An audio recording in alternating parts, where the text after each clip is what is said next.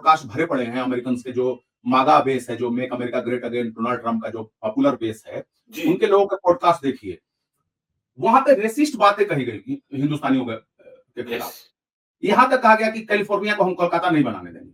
Prime minister अगले हफ्ते जा रहे हैं अमेरिका, कुछ बातें होंगी, लेकिन डोनाल्ड ट्रंप या कोई भी देश, अगर आप थोड़ा सा न्यूट्रल होकर देखें, तो आपके अवैध प्रवासियों को वो स्पेशल ट्रीटमेंट कैसे दे सकता है, जबकि H1 की वीजा तक पे बहस हो चुकी है। H1 की वीजा भी बंद करो, मतलब इलीगल तो बहुत दूर की बात, लीगल भी हमको नहीं चाहिए बाहर से। डोनाल्ड ट्रंप ने शपथ लेने के बाद भारत को एक बड़ा झटका दे दिया है। C-17 ग्लोब मास्टर में कई भारतीय 104 भारतीयों को वापस डिपोर्ट कर दिया है, जो कि इलीगल इमिग्रेंट्स थे। क्या रहेंगे इसके कॉन्सिक्वेंसेस, और जिस तरीके से भारत की छवि बेहतर हो जाने की बात की जा रही थी, भारत की छवि सुधर जाने की बात की जा रही थी कि नरेंद्र मोदी का सम्मान करते हैं और विदेश नीति एक नंबर हो गई है, तो फिर इस तरह का जो सम्मान अमेरिका की तरफ से आया है और गिफ्ट नरेंद्र मोदी के लिए डोनाल्ड ट्रंप ने भेजा है, इसी सब पर चर्चा करेंगे। डॉक्टर प्रकाश के राय हमारे साथ हैं। सर, पहला सवाल तो यही है कि क्या कॉन्सिक्वेंसेस होंगे डोनाल्ड ट्रंप ने जो तोहफा भेजा है नरेंद्र मोदी के लिए?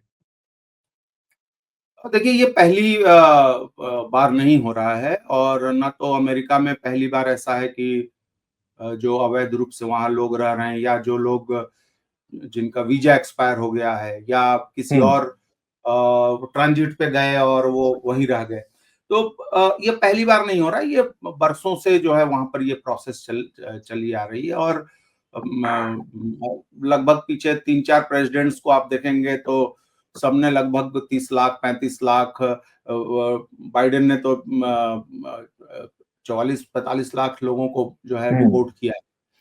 और इनफैक्ट डोनाल्ड ट्रंप का जो पहला कार्यकाल है, उन्होंने अपने पहले कार्यकाल में बाइडेन और ओबामा दोनों से जो है वो उन्होंने कम लोगों को डिपोर्ट किया था। डोनाल्ड ट्रंप का जो पहला 2017 से 21 वाला था, और जॉर्ज बुश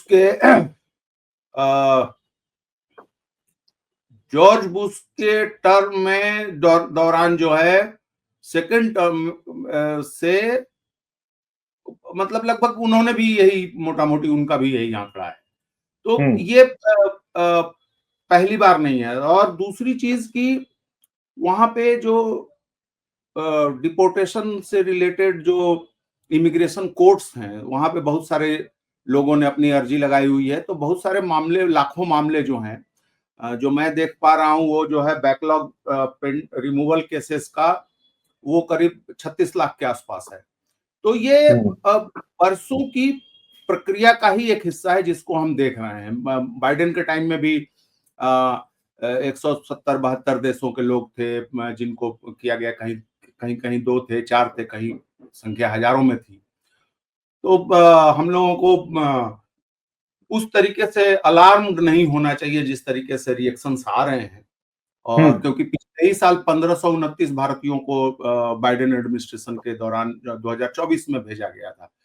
तो एक प्रोसेस के तहत हमें देखना चाहिए। जो चीज आपत्तिजनक है वो जिस तरीके से लाया जा रहा है, मतलब आप सोचें कि अभी ट्रंप के आने से पहले 18,000 के आसपास भारतीयों की पहचान की गई है जो वहां पे अवैध रूप से रह रहे हैं।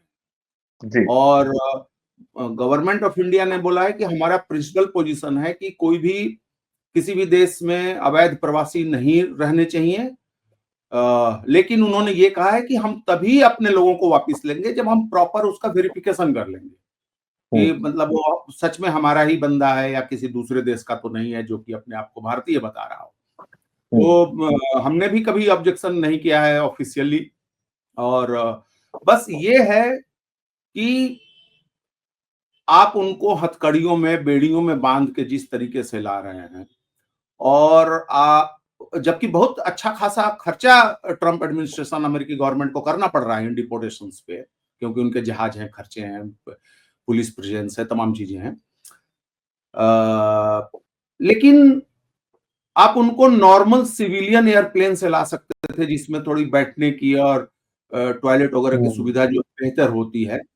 हालांकि ये भी एक तर्क है, और जो कि सही तर्क है, कि कभी भी आप यहाँ भी हिंदुस्तान में भी होता है, हर जगह होता है कि अगर आप किसी कैदी को आप ले जा रहे हो कहीं, तो कोई हंगामा ना कर दे, या कोई अपने को या दूसरों को कोई नुकसान न पहुंचाए, तो उसको बेड़ियों में रखा जाता है। आप देखे होंगे ट्रेनों में जाते हैं तो कैदी पुलिस वाले ले जाते हैं, तो यहाँ पर तो हमारे यहाँ तो हालत ये है कि बाकायदा रस्सी में बांध के ले जाया जाता है, ले जाया आया जी, जाता है।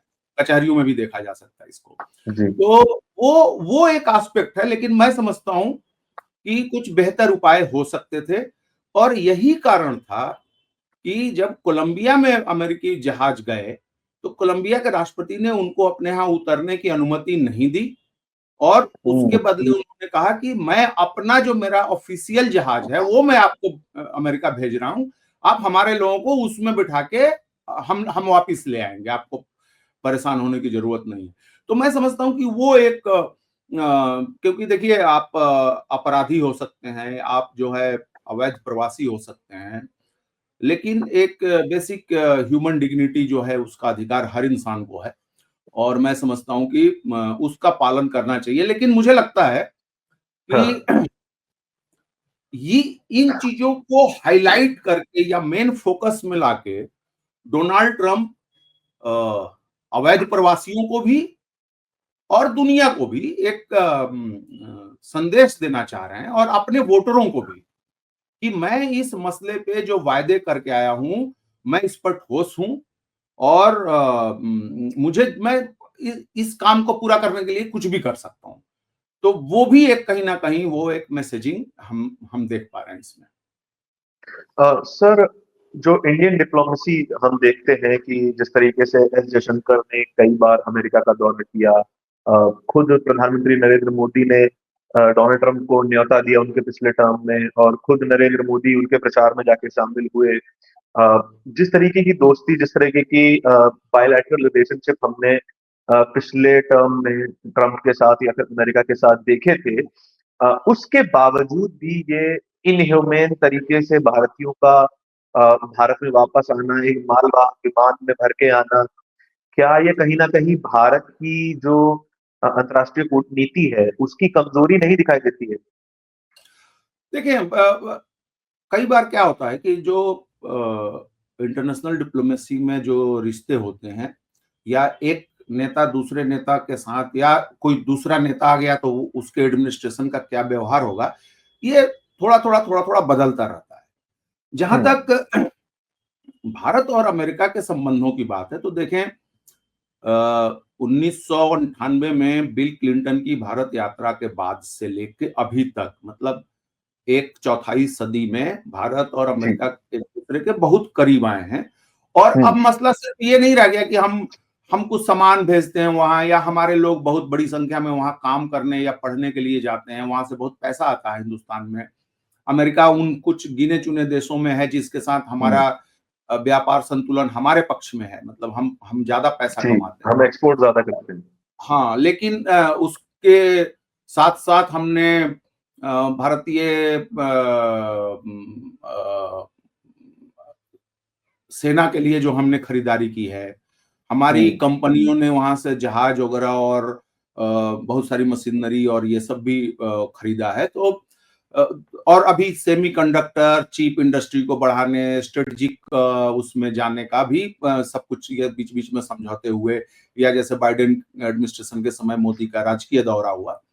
तो हमारे संबंधों पे कोई खास जो है ना तो दिक्कत है ना कुछ है। लेकिन देखिए क्या होता है, जो भी बड़ा पावरफुल देश होते हैं, वो क्या करते हैं कि उनका आपके साथ जो लिवरेज है, उस लिवरेज का कई बार वो फायदा उठाने की कोशिश करते हैं हुँ, जियोपॉलिटिकल मसलों में।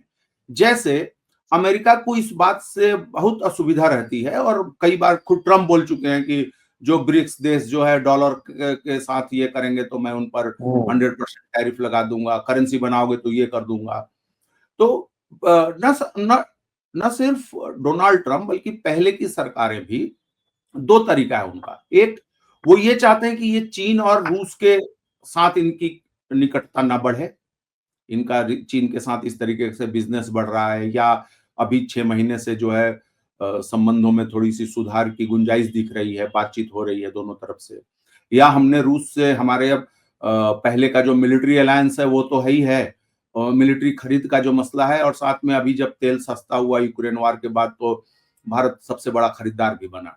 तो इस इन सब चीजों को यूरोप और अमेरिका जो है थोड़ा सा उनको असहजता जरूर होती है, लेकिन अभी देखिए क्या है कि कूटनीति पे पहले क्या होता था कि कूटनीति में पॉलिटिक्स भी थी, इडियोलॉजीज भी थी, मोरालिटी का भी सवाल आ जाता था। जब पॉलिटिक्स है और विचारधारा है तो लोग नैतिकता की भी बातें करते थे कि भाई अफ्रीका में, साउथ अफ्रीका के साथ क्या हो रहा है, या फिलिस्तीन में क्या हो रहा है, या लैटिन अमेरिका में क्या हो रहा है, या खुद पश्चिमी देशों के भीतर नस्ल भेद या बाकी चीजें क्यों हो रही हैं। तो एक वो दौर था दुनिया का। लेकिन पिछले 30-40 वर्षों में ट्रेड और उससे संबंधित लेन देन जो है, जैसे टेक्नोलॉजी, हथियार, इंजीनियरिंग, ये चीजें ज्यादा हावी होती गई, टेक्नोलॉजी ट्रांसफर ये ज्यादा बढ़ता गया। तो अब देशों की ये कोशिश होती है, जैसे उदाहरण के लिए हम भारत और चीन की बात करें, कि चीन के आंतरिक मामलों में नहीं बोलता है, और चीन भी कभी कभी पाकिस्तान को संतुष्ट करने के लिए वो बोल देता है कश्मीर के मसले पे या लद्दाख वगैरह में जो हुआ अभी 2019 का जो संविधान में बदलाव, संवैधानिक प्रावधानों में बदलाव हुए। लेकिन आमतौर पे चीन जो है, हालांकि चीन किसी भी देश के आंतरिक मामलों में बोलता नहीं है, लेकिन हमारे सीमा संबंधी विवाद जो दशकों से चले आ रहे हैं, और गलवान में जो कुछ भी हुआ 5 साल पहले, उसके बावजूद आपने देखा कि पिछले वर्षों में खासकर तेजी आई है व्यापार में दोनों देशों के बीच, मतलब जब बहुत ज्यादा हम सामान खरीद रहे हैं, और यह जो बढ़ोतरी है ये पिछले 25-30 साल से चल रही है, कंटिन्यूअस बढ़ते जा रहा है, बढ़ते जा रहा है। तो अब क्या है कि भारत और चीन ने अपने गंभीर मसलों को एक तरीके से कहें कि उसको थोड़ा किनारे कर दिया है और व्यापार को उससे अलग कर दिया है। हम बाकी चीजों पर बातचीत करते रहेंगे, मसले को सुलझाने की कोशिश करेंगे, तनाव नहीं बढ़ाएंगे, व्यापार पे असर नहीं पड़ना चाहिए। लेकिन व्यापार पे वो नहीं होना चाहिए, क्योंकि उसमें क्या होता है कि देखिए अब आप, और अब ये भी सच्चाई है कि पहले भी था, अब तो और ज्यादा बढ़ गया है कि अगर आपकी आर्थिक स्थिति अच्छी है, अगर मान लीजिए कि भारत में बहुत हम एक हाई इनकम या मिडिल इनकम कंट्री होते, तो आज हम ये बात नहीं कर रहे होते कि हमारे 7.25 लाख लोग वहां क्या कर रहे हैं अवैध रूप से, या यूरोप में क्यों बहुत सारे लोग रह रहे हैं, या इन लोगों को अपना खेत, अपनी बचत और सब कुछ जीवन तक दांव पे लगा के जो है अजीब अजीब से रास्ते में कई देशों से होते हुए रेगिस्तान, समंदर, नदी, जंगल, और जो है वो ह्यूमन ट्रैफिकिंग के थ्रू जो है मानव तस्करी के जरिए से जो है वो एक बेहतर जीवन की गारंटी के लिए उतना कसर उठाएं। तो इकोनॉमिक कोऑपरेशन भी जरूरी हो गया हर देश का, कि भाई दूसरे देशों के साथ अगर हम ठीक से नहीं चलेंगे तो हमारा अपना डेवलपमेंट भी रुक जाएगा। अगर चीन दुनिया से बिजनेस नहीं करेगा तो चीन फिर इतना बड़ा मैन्युफैक्चरिंग हब कैसे रहेगा, या अगर अमेरिकी डॉलर में बिजनेस कम होने लगेगा। तो मैं आखिरी सवाल की तरफ ही आ रहा था कि जिस तरीके से कोलंबिया में लोगों को डिपोर्ट किया गया, ग्वाटेमाला में, पेरू में, इन सभी जगहों को थर्ड वर्ल्ड कंट्री माना जाता है, या फिर जो अमेरिका ये कह रहा था कि भारत अब डेवलप्ड देश है, अब उन्हें पेरू और ग्वाटेमाला जैसे देशों के गिनती में रखा जा रहा है। क्या ये एक और कूटनीतिक फेलियर नहीं है भारत की सरकार का? अब देखें, अभी तो कई कई तरीके से एनालिसिस हो रहा है, जैसे कि ब्लूमबर्ग में आर्टिकल आया कि भारत और एक दो गिने चुने देश हैं जो जरूरत से ज्यादा मेहनत कर रहे हैं डोनाल्ड ट्रंप को सेटिस्फाई करने के लिए, खुश करने के लिए। तो अलग अलग इंटरप्रिटेशंस हैं। हमारे देश में अपना जो भी पक्ष विपक्ष का नैरेटिव है उसमें भी अलग अलग बातें हैं। लेकिन देखें, असली बात कहाँ पे अटकती है? असली बात यहाँ पे अटकती है कि हमारी सरकार और इवन कि बहुत हद तक विपक्ष भी इस सच्चाई को स्वीकार करने में उनको दिक्कत है। वो सिर्फ ये कहते हैं कि हम थे तो बड़ा अच्छा चल रहा था, ये आ गए तो खराब हो गया, ये कह रहे हैं कि आप थे तो खराब था, हम आ गए तो अच्छा हो गया, इस तरीके की चीजें होती हैं। लेकिन सच्चाई है जो वर्ल्ड बैंक खुद बोल चुका है कि आप अगर यही हाल रहा तो आप लो इनकम देश ही बने रहेंगे। अब आप ये सोचिए कि हम 5वें नंबर की हम अर्थव्यवस्था है, लेकिन अब इतनी बड़ी हमारी जनसंख्या है, तो आप उसको जब डिवाइड करते हैं तो प्रति व्यक्ति आंकड़ा जो है उसमें हम फिर 125 150 चले जाते हैं। तो हमें हमें अपनी कमजोरियों को, जैसे आज सुबह ही मैं किसी को कह रहा था कि जो की बात आपसे भी मैंने डिस्कस की कि आप खुद अपने लोगों के साथ क्या व्यवहार कर रहे हो, अपने यहाँ के गरीबों के साथ आप क्या कर रहे हो। अभी कुंभ में क्या हुआ उसका डिटेल आप जानते ही हैं कि जिस तरीके से अभी तक नंबर्स नहीं आ रहे हैं कि क्या हुआ नहीं हुआ भगवान। तो आप खुद अपने कैदियों को रस्सी में बांध के ले जाते हो, खुद आपके यहाँ जो है गरीबों की 2 कौड़ी की कीमत नहीं होती उन इंसानों की, और आपको भाई हर चीज में आपको डोनाल्ड ट्रंप से दिक्कत हो जाती है, या और दूसरे देशों में ये हो रहा है, चाइना में फलाना हो रहा है, ढकाना हो रहा है। तो एक तो हमें अ, अ, वो चीज हमको करनी चाहिए कि हम एक एज ए नेशन कैसे हम अपनी क्षमता को बढ़ाएं कि हमारी बार्गेनिंग कैपेबिलिटी, हमारी क्षमता जो है इंटरनेशनल स्टेज पे बेहतर हो सके। चाइना आज चाइना क्यों आज इतना बड़ा गेम कर ले रहा है दुनिया भर में? क्योंकि उसके पास ताकत है, उसकी इंटरनल ताकत है, इकोनॉमिक ताकत है, टेक्नोलॉजिकल ताकत है, एजुकेशन की ताकत है। वो अपने लोगों के साथ इस तरीके से पशुओं की तरह व्यवहार नहीं करता। तो मैं समझता हूँ कि कूटनीतिक फेलियर के रूप में मैं नहीं देखता हूँ। अब देखें, प्राइम मिनिस्टर अगले हफ्ते जा रहे हैं अमेरिका, कुछ बातें होंगी, लेकिन डोनाल्ड ट्रंप या कोई भी देश अगर आप थोड़ा-सा न्यूट्रल होकर देखें, तो आपके अवैध प्रवासियों को वो स्पेशल ट्रीटमेंट कैसे दे सकता है? जबकि H-1B वीज़ा तक पे बहस हो चुकी है कि H-1B वीज़ा भी बंद करो। मतलब इल्लीगल तो बहुत दूर की बात, लीगल भी हमको नहीं चाहिए बाहर से लोग। तो और आप देखें, अगर आप डिटेल देखेंगे यूट्यूब पे, आप उनके पॉडकास्ट भरे पड़े हैं अमेरिकन्स के, जो मागा बेस है, जो make America great again Donald Trump का जो पॉपुलर बेस है, उनके लोगों के पॉडकास्ट देखिए। वहां पे रेसिस्ट बातें कही गई हिंदुस्तानियों के खिलाफ। यहां तक कहा गया कि कैलिफोर्निया को हम कोलकाता नहीं बनाने देंगे। और लेकिन अब अगेन वही बात है कि उस चीज से हमको दिक्कत हो जा रही है। लेकिन H-1B वीजा का जो दुरुपयोग हमारी कंपनियां और अमेरिका की कंपनियां कर रही हैं, जो उसमें उन लोगों को जो कम पैसे दिए जा रहे हैं या उनको नौकरी बदलने की छूट नहीं है, हम इन चीजों को एड्रेस नहीं कर रहे हैं। हमारे यहाँ आपको मैं आश्चर्य होगा जान के, हम लगभग 75-76% H-1B वीजा पाते हैं, माने हिंदुस्तान में, हिंदुस्तानी इंजीनियर्स या और जो स्पेशल, उसमें मेजॉरिटी, हेवी मेजॉरिटी सिर्फ 2 स्टेट की, आंध्र प्रदेश और तेलंगाना की। पूरा नेक्सस बना हुआ है कि कैसे अपने लोगों को देना। यहाँ पे अभी अभी कुछ दिन पहले खबर आई है, तेलंगाना के कुछ लोगों को, जिसमें कि एक पॉलिटिशियन भी हैं, उनको सजा हुई है। ये लोग क्या करते थे, H-1B वीजा में लॉटरी सिस्टम है, तो लॉटरी में ये लोग ज्यादा फॉर्म भरा देते ताकि उनकी प्रोबेबिलिटी बढ़ जाए। हम इस पे बात नहीं करेंगे। हम इस पे बात नहीं करेंगे कि 70 घंटे काम करने का ज्ञान देने वाली कंपनी का जो चेयरमैन है, उनकी कंपनी करोड़ों रुपए वहां जुर्माना भर चुकी है इसी काम के लिए।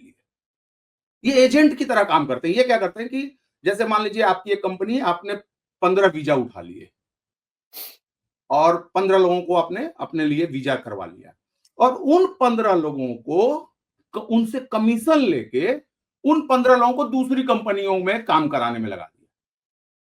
और इसमें तमाम बड़ी कंपनियां हैं, यहां पे नाम लेना ठीक नहीं होगा, लेकिन अमेरिका और हिंदुस्तान की सबसे बड़ी टेक्नोलॉजी कंपनियां इस काम में शामिल है, सबसे बड़ी। अब उससे अंदाजा लगाया जा सकता है कि कौन कौन कंपनियां हैं।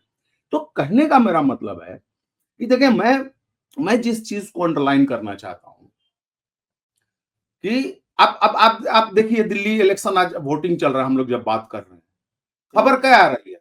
एक कह रहा है पैसा बाँट रहा है, दूसरा कह रहा है कि हंगामा कर रहा है, तीसरा कह रहा है कि बोगस वोट हो रहा है। मतलब आप सोचिए, यह कहने में तो बहुत मजा आता है कि हम लोग मदर ऑफ डेमोक्रेसी हैं, फादर ऑफ डेमोक्रेसी हैं, दुनिया की सबसे बड़ी डेमोक्रेसी है। लेकिन हमारे हम डिबेट क्या कर रहे हैं? कि बोगस वोट डाल रहा है। ट्विटर पे लोग लिख रहे हैं, अरे उस धर्म के लोग निकल रहे हैं, दूसरे धर्म के लोग कब निकलेंगे? तो दिक्कत हमारे पॉलिटिकल नैरेटिव में यही हो गई है कि हम इतने विभक्त समाज हो चुके हैं, बटे हुए समाज हो चुके हैं कि किसी भी महत्वपूर्ण गंभीर समस्या पे हमको एक राय ही नहीं बन पाएगी। अगर मैं मोदी विरोधी हूं, तो उनके तरफ से कोई अगर आइडिया आ रहा है तो मैं चूंकि विरोधी हूं, तो मैं मुझे उसके बारे में पढ़ना जानना नहीं है, समझना नहीं है, उसके ऊपर विचार नहीं मतलब करना। जहां सीधे बोल तक देना है जहां कि तक खराब हाँ, मतलब जहां तक मैं समझ पा रहा हूँ कि एक तो समस्या है कि लिविंग स्टैंडर्ड की, हम अच्छा लिविंग स्टैंडर्ड नहीं दे पाए, अच्छा रोजगार नहीं दे पाए, तो लोग एक अच्छी जिंदगी के लिए अमेरिका की तरफ बढ़ चले, चाहे उन्हें जिस तरीके की परेशानी से गुजरना पड़े। दूसरी बात यह है कि अग्री टू डिसएग्री का कॉन्सेप्ट हम समझे ही नहीं है अभी तक कि आप मुझसे अग्री नहीं करेंगे तो मैं आपका दुश्मन हूँ, मैं आपकी बात से दुश्मन अग्री नहीं करूंगा तो आप मेरे दुश्मन हो जाएंगे। खैर, फिलहाल की जो स्थिति है दर्शकों, ये है कि C-17 ग्लोब मास्टर भारत में लैंड हो चुका है। 104 लोग भारत पहुंच चुके हैं और जिस तरीके की अमानवीयता भारतीयों के साथ हुई है वो जग जाहिर हो चुकी है। खैर, इस पूरी चर्चा के बारे में आपके क्या विचार हैं कमेंट सेक्शन में बताइएगा जरूर। देखते रहिए बोलता है हिंदुस्तान, चैनल को सब्सक्राइब जरूर कर लीजिएगा। धन्यवाद।